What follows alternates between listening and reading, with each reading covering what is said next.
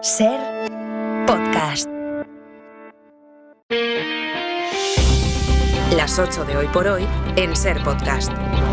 Hola, muy buenos días. La noticia de la madrugada es la evolución descontrolada de los incendios que castigan ya el corazón de Los Ángeles en Estados Unidos. Las autoridades han ordenado la evacuación de al menos 130.000 personas. Hay ya 5 muertos y esta noche ha surgido un nuevo foco en las colinas de Hollywood. Oh my God. And Alex, we've been told that this Hollywood Hills fire is just a nightmare situation. 6 fuegos avanzan alimentados por fuertes rachas de viento y esa palabra pesadilla es la que repiten una y otra vez los reporteros para referirse a lo que está sucediendo en Los Ángeles. El presidente Joe Biden ha cancelado el viaje que tenía previsto a Italia mientras la urgencia salta ya al combate político. Esta madrugada, Donald Trump ha tachado de incompetente y mal gestor al gobierno Biden y al gobernador de California, al que ha culpado de una normativa medioambiental con la que dice protegen a los peces a cambio de no tener agua. Dice el gobernador de California que Donald Trump intenta politizar un incendio mientras la gente pierde sus vidas, sus casas y escuelas. Sergio Soto, buenos días. ¿Qué tal, Ángeles? Buenos días. Hay 7.500 efectivos entre bomberos y personal de emergencia luchando contra el fuego. Las imágenes muestran casas devoradas por las llamas, coches que avanzan con el incendio y el humo a los costados y la evacuación, además de viviendas, de lugares conocidos en todo el mundo, como el Dolby Theatre, donde se celebran los Oscar, y con el fuego amenazando las letras de Hollywood que coronan la colina del mismo nombre. Hay centenares de testimonios como el de esta mujer que cuenta una televisión rodeada de humo, con las llamas cerca y una mascarilla en la cara, que sabe que no debe estar ahí, pero que esa es la casa de sus padres, que tienen 90 años, que van a perderlo todo y que la aseguradora les ha cancelado su seguro contra incendios. Estaremos en unos minutos en directo en Los Ángeles para actualizar la situación, pero hasta ahora la SER les avanza otra noticia, es la denuncia de los juzgados de violencia de género que aseguran que van a colapsar y que no van a poder atender a las víctimas. La razón, dicen, está en la nueva ley que amplía sus competencias y les obliga a encargarse también de la investigación de delitos sexuales, pero sin darles más recursos. Dicen los funcionarios que eso va a suponer doblar el trabajo cuando ya estaban sobrecargados. En Barcelona, por ejemplo, 5 juzgados van a quedarse los casos que hasta ahora se repartían entre 33. En Madrid hay 11 juzgados de violencia contra la mujer que asumirán los casos de 70. Radio Barcelona, Andrea Villoria. Sí, la primera ley de este año, que entró en vigor hace solo unos días, dice que a partir de septiembre los juzgados de violencia contra la mujer van a quedarse también con todos los casos de violaciones, abuso sexual, acoso, trata o matrimonios forzados de mujeres, además obviamente de los que ya llevaban hasta ahora, las agresiones por parte de la pareja. El problema está en que van a asumir estas competencias sin ningún recurso extra, llevando estos juzgados al colapso, según los jueces de violencia de género Francisca Verdejo y Carlos García. Es que no vamos a poder. No vamos a tener fuerza, no vamos a tener energía. Eso se va a trasladar a la víctima. Es que no la vamos a poder atender en condiciones. No creo que haya ningún juego de violencia de España que no colapsara, porque la violencia sexual ha subido muchísimo, entonces va a ser numéricamente muy importante, con lo cual colapsaríamos. En Barcelona, por ejemplo, los 5 juzgados de violencia de género van a tener que asumir las causas que hasta ahora se repartían en 33 juzgados de instrucción. Eso implicará 700 casos extra por juzgado, prácticamente doblando su trabajo. Y eso cuando arrastran sobrecargas del 30%. Y advierten que la situación es todavía más crítica en otros partidos judiciales, como por ejemplo Madrid. Hoy por Hoy Noticias. Ser Podcast. Andalucía es y ha sido mi escuela. Mi escuela después de que muchos socialistas me enseñaron qué significaba portar el puño y la rosa.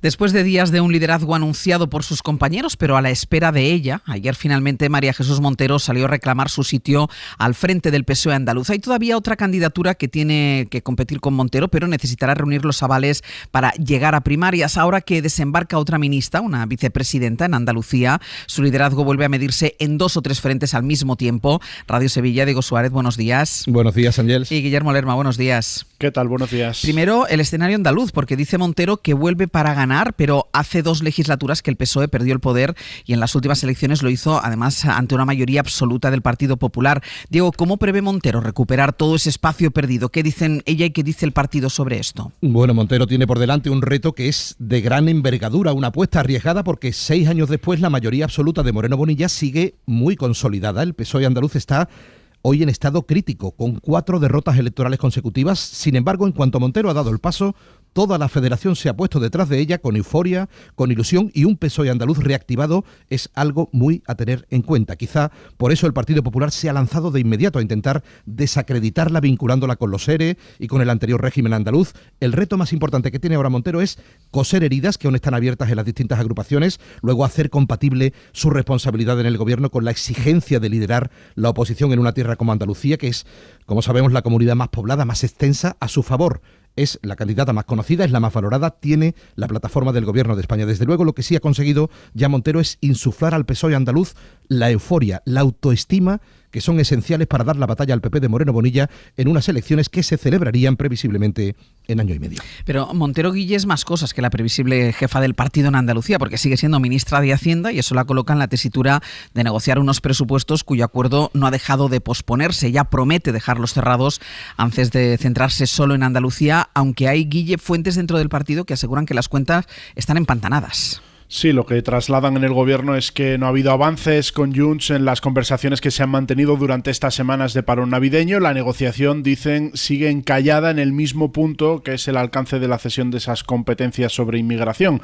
A pesar de eso, la vicepresidenta asegura que su intención, antes de centrarse en la batalla autonómica, es sacar adelante las cuentas. Se va a emplear a fondo, es lo que trasladan en su equipo, donde también reconocen la dificultad por la posición y la estrategia de los de Puigdemont. De hecho, en la Moncloa no se aventuran ya a poner fecha siquiera al momento en que se aprobará la senda de estabilidad, que es el requisito previo a llevar el proyecto de presupuestos al Parlamento. No se activará ese paso, dicen, hasta que no haya una perspectiva real de poder aprobar los presupuestos, y en ese momento no se respira dentro de la coalición mucho optimismo. Hasta ahora el PSOE lo que ha trasladado es que hará su parte de la tarea y que presentará el proyecto a la ciudadanía en este primer trimestre, tenga o no los apoyos garantizados. Hay dirigentes que creen que el paso de Montero en Andalucía obliga a repensar esa estrategia que podría suponerle cierto desgaste. Por cierto, Guille, que aquí es donde todo esto engancha con el enfrentamiento entre la ministra Yolanda Díaz y el ministro Cuerpo por la reducción de la jornada laboral, y es que el PSOE entiende que no pueden abrir ahora otra negociación con Junts sobre cuándo, si todavía no tienen cerrados los presupuestos. Sí, ese es uno de los argumentos que los socialistas dan para explicar la discrepancia por los tiempos que está escenificando Sumar. Creen que no se puede abrir en este momento una negociación con los grupos nacionalistas de derechas, los más reticentes de entrada, porque la prioridad son las cuentas. Díaz acusó ayer de nuevo a Economía de retrasar la medida, de vetar la tramitación de la reducción de la jornada en el próximo Consejo de Ministros. Trabajo quiere hacerlo de forma urgente para que se cumplan los plazos. Economía niega el bloqueo, asegura que la medida se llevará lo antes posible y que también es su prioridad aprobarla. Hay mucho malestar en el ala socialista por la estrategia de Díaz, que creen solo busca foco político. Guille, Diego, gracias. Hasta luego. Hasta luego. En cuanto al tiempo, nubes y algo de lluvia en casi toda la península. Jordi Carbó. La lluvia afectará sobre todo Galicia, especialmente en la provincia de Pontevedra. También esperamos algunos chubascos en Cádiz, a ratos en el interior de Málaga y en la mayor parte del país muchas nubes, en todo el interior de hecho, pero apenas dejarán algunas gotas, también con algunos ratos de sol, y donde más lucirá el sol en el Cantábrico y sobre todo en Canarias y el Mediterráneo, aquí con ambiente suave. Donde hemos anunciado nubes, mejor abrigarse, va a hacer frío, pero en el Mediterráneo máximas alrededor de los 20 grados, en Canarias cerca de los 25. Hoy por hoy noticias. Ser Podcast. Dicen los viejos que en este país hubo una guerra, que hay dos Españas que guardan aún.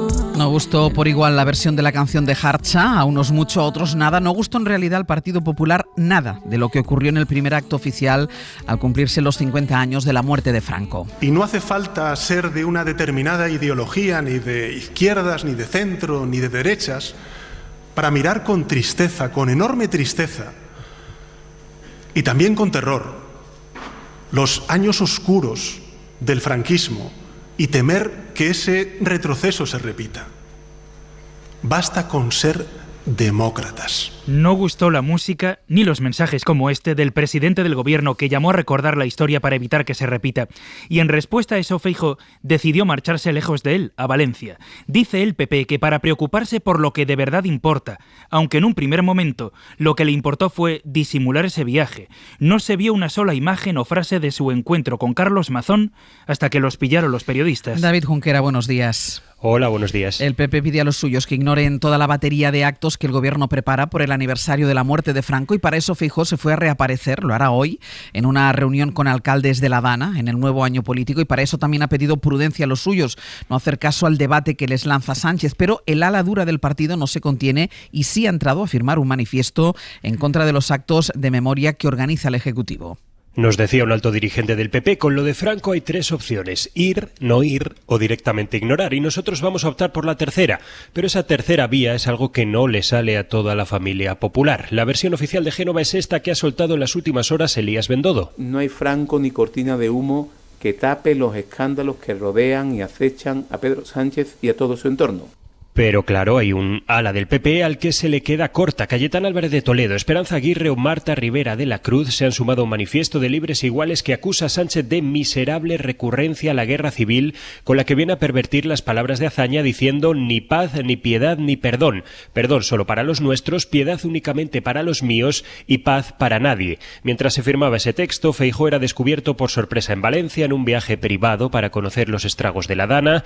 La visita saltó a los medios gracias a varios periodistas que se enteraron. Hoy ya tendrá cobertura oficial con una comparecencia junto a Mazón, eso sí, en la sala de un hotel a eso del mediodía.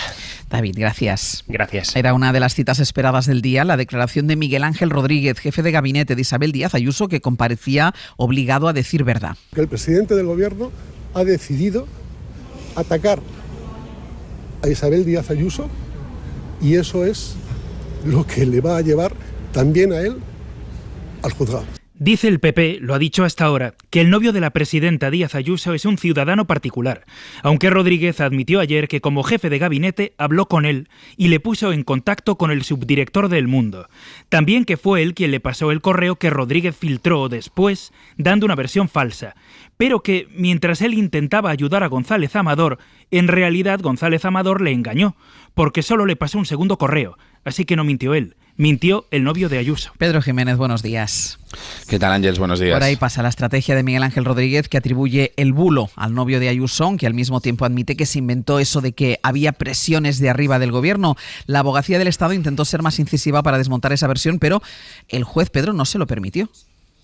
No lo hizo Ángeles. Miguel Ángel Rodríguez lo que hizo ayer fue endosar la autoría del bulo, por el que están encausados el fiscal general y la fiscal provincial de Madrid, al perjudicado directo de esa filtración, que es el novio de la presidenta de la Comunidad de Madrid, Isabel Díaz Ayuso. De esta forma trata de evitar que la investigación le salpique y de proteger al abogado de Alberto González Amador, que se podía enfrentar a la apertura de un expediente por mala praxis. La mano derecha de Ayuso se ha limitado a reconocer que filtró a medio centenar de periodistas el correo que el fiscal mandó al empresario porque se lo dio él, y que si no entregó el primero de la pareja de Díaz Ayuso, en el que reconocía los delitos fiscales, fue porque González Amador se lo ocultó. Además, dice que lo filtró una hora después de que el bulo se publicara, a pesar de que tenía el documento desde el día anterior. La Abogacía del Estado ha pedido, tú lo decías, el volcado del móvil para confirmar esta versión, pero el juez, a diferencia de lo que hizo con Juan Lobato, no lo ha autorizado, tampoco le permitió formular todas las preguntas que llevaba para el testigo. Hasta luego, Pedro. Hasta luego. Y la internacional reaccionaria, liderada en este caso por el hombre más rico del planeta, ataca abiertamente a nuestras instituciones. El nombre de Elon Musk no deja de acumular reproches de mandatarios europeos, porque a su versión de miembro del gobierno de Donald Trump añade la presión que ejerce a través de su red social X. Más allá de sus mensajes y entrevistas, despierta también un debate intenso la capacidad que tiene para gobernar todas las comunicaciones a través de su red de satélites, y ahora ha ofrecido un pacto a la italiana Giorgia Meloni para ponerlos a su servicio. Eso le daría un poder sobre uno de los principales países de la Unión Europea, que sacude Italia y sacude al continente. Corresponsal en Roma, Marina García, buenos días. Sí, buenos días. La primera ministra italiana Meloni aspira a convertirse en la interlocutora europea de Elon Musk. A su ya conocida buena relación ha incorporado en los últimos días un posible acuerdo, aún por negociar, con una de las empresas del hombre más rico del mundo, SpaceX, que ofrecería al país trasalpino un sistema de telecomunicaciones seguras con satélite. Si este acuerdo se concretase, se convertiría en el mayor de este tipo en toda Europa, valorado en 1.500 millones de euros, pero este proyecto tan ambicioso de Meloni ha desatado la furia de la oposición, que se muestra preocupada. A me preocupa tantísimo. Elon Musk es un señor que pide que la primera ministra dé explicaciones en el Parlamento, a pesar de que por ahora Meloni no ha querido entrar en el asunto. En la rueda de prensa programada para esta mañana de la primera ministra, este será sin duda uno de los temas más polémicos. Elon Musk agita y Donald Trump amenaza. Ayer el canciller Scholz le advirtió de la inviolabilidad de las fronteras por su insistencia en hacerse con Groenlandia, incluso por la fuerza si es preciso. Pero Bruselas prefiere un mensaje contenido antes que concederle veracidad a todo lo que dice el presidente electo de Estados Unidos. Corresponsal comunitario Enrique García Pozo, buenos días. Buenos días. Perfil bajo, cautela o andar con pies de plomo ante cualquier comentario de Donald Trump. Es la estrategia de la Unión Europea. La Comisión dice que no hay que elevar la tensión.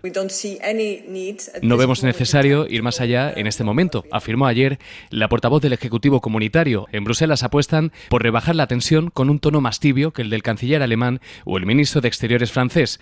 En Bruselas conocen a Trump y de momento su estrategia pasa por capear sus ocurrencias sin darle demasiada importancia, minimizándolas, aunque recalcan que la soberanía de los estados debe ser respetada y que Groenlandia, territorio dependiente de Dinamarca, supone un valor diplomático clave y que estaría cubierta por la defensa colectiva de los 27, recogida en los tratados en caso de un ataque militar. Por cierto, que la nueva hornada de amenazas de Donald Trump coincide con su situación delicada en los tribunales por el caso del soborno a Stormy Daniels. El presidente electo ha pedido al Supremo que paralice la lectura de la sentencia por una causa por la que ya está condenado.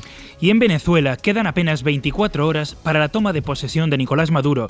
Será en un clima de tensión que en las últimas horas ha culminado con la detención de varios opositores, entre ellos el yerno del líder Edmundo González Urrutia. Ante esta situación, el gobierno de España ha decidido que no va a enviar a ningún representante a la toma de posesión de Nicolás Maduro como presidente. Y en 10 minutos el abierto. Hoy con Josep Ramoneda, Javier Aroca y Cristina de la Hoz. Para no perderte ningún episodio, síguenos en la aplicación o la web de la SER, Podium Podcast o tu plataforma de audio favorita.